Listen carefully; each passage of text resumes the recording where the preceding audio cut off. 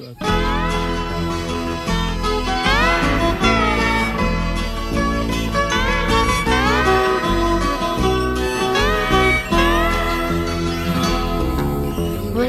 ka bang napapansin sa iyong mga kapaligiran?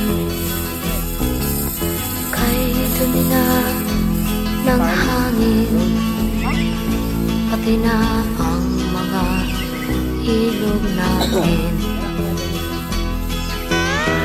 Hindi na masamang pag-unlad at malayo-layo na rin ang ating narating.